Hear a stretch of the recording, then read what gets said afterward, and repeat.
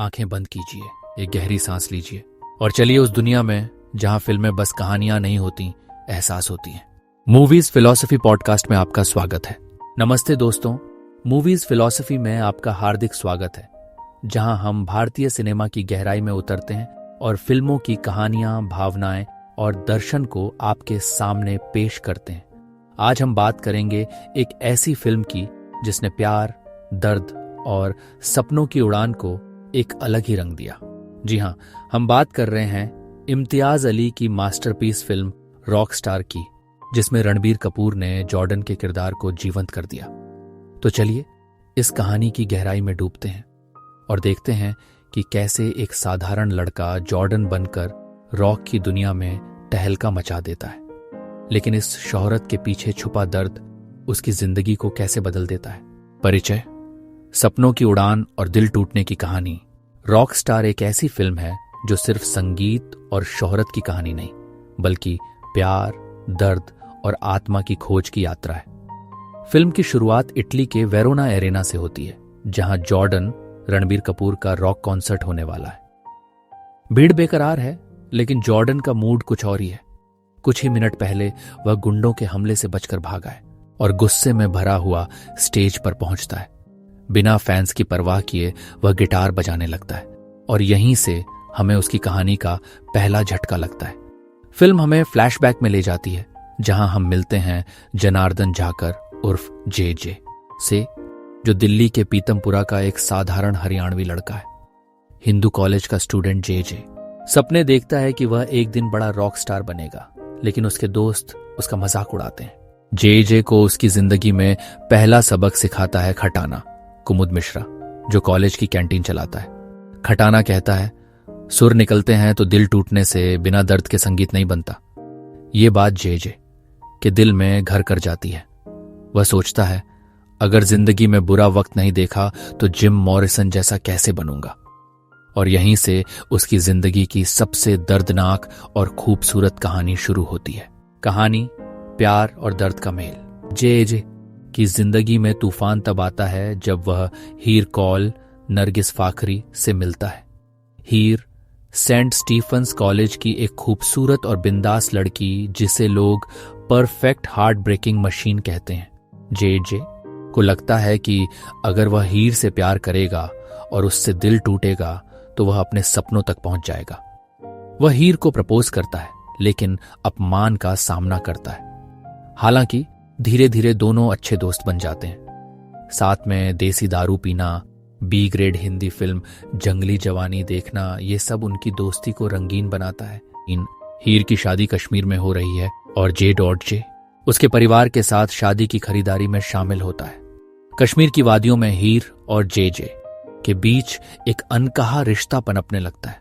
शादी से पहले हीर उसे जॉर्डन नाम देती है और फिर वह जय मोफिद अजीज से शादी कर प्राग चली जाती है। जॉर्डन का दिल टूटता है, लेकिन यह टूटन उसे एक नई दिशा देती है। घर लौटने पर उसे भाई से ताने सुनने पड़ते हैं और परिवार से निकाल दिया जाता है। वह निजामुद्दीन दरगाह में शरण लेता है, कव्वालियां गाता है, फिर मंदिर में भजन गाने लगता है। खटाना उसका साथ देता है और उसकी जिंदगी को संभालने में मदद करता है।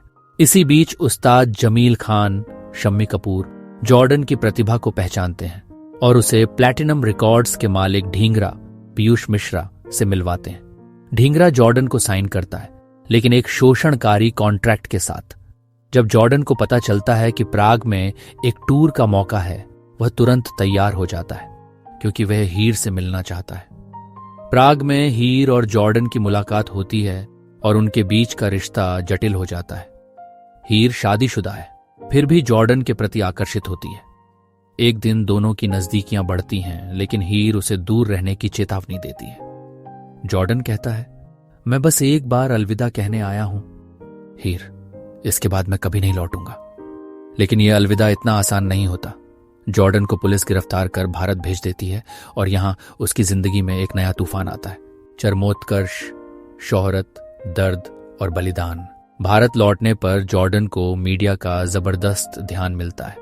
वह एक रॉकस्टार बन चुका है, लेकिन उसका व्यवहार बेकाबू हो जाता है।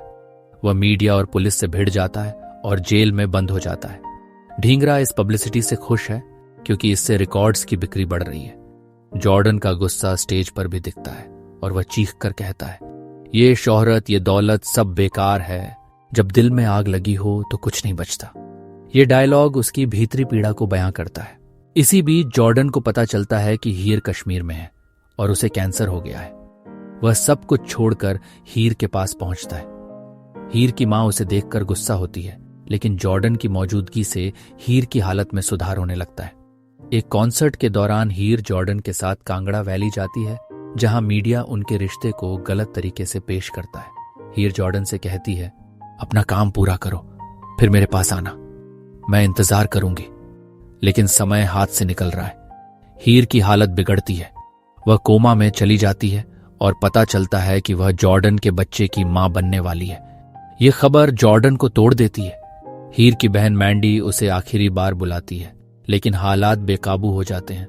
मैंडी जॉर्डन को दोष देती है और कहती है, तू जलता रहेगा जॉर्डन, तेरे लिए कोई सुकून नहीं बचा। फिल्म का अंत उसी कॉन्सर्ट से होता है जहां से यह शुरू हुई थी। जॉर्डन स्टेज पर नादान परिंदे गाता है और उसे हीर की आत्मा दिखाई देती है। वह गाता है, नादान परिंदे घर आजा, क्यों उड़ता फिरता है। ये गाना उसकी आत्मा की पुकार है जो शोहरत की ऊंचाइयों पर भी अधूरी रह गई। निष्कर्ष, प्यार और दर्द का संगीत। रॉक स्टार सिर्फ एक फिल्म नहीं, बल्कि एक भावनात्मक यात्रा है। यह हमें सिखाती है कि सपने पूरे करने की कीमत कई बार बहुत भारी होती है। जॉर्डन की कहानी हमें बताती है कि प्यार और दर्द एक ही सिक्के के दो पहलू हैं। फिल्म का एक और यादगार डायलॉग है जब जॉर्डन कहता है, दिल टूटने से संगीत बनता है, लेकिन टूटा दिल कभी नहीं जुड़ता। ये फिल्म हमें रुलाती है, हंसाती है और सोचने पर मजबूर करती है कि क्या शोहरत सच में खुशी देती है। तो दोस्तों, यह थी रॉक स्टार की कहानी। अगर आपने यह फिल्म देखी है तो हमें बताएं कि आपका पसंदीदा सीन या गाना कौन सा है। और अगर नहीं देखी तो जरूर देखें, क्योंकि यह फिल्म आपके दिल को छू जाएगी। मूवीज फिलॉसफी में फिर मिलेंगे एक नई कहानी के साथ। नमस्ते।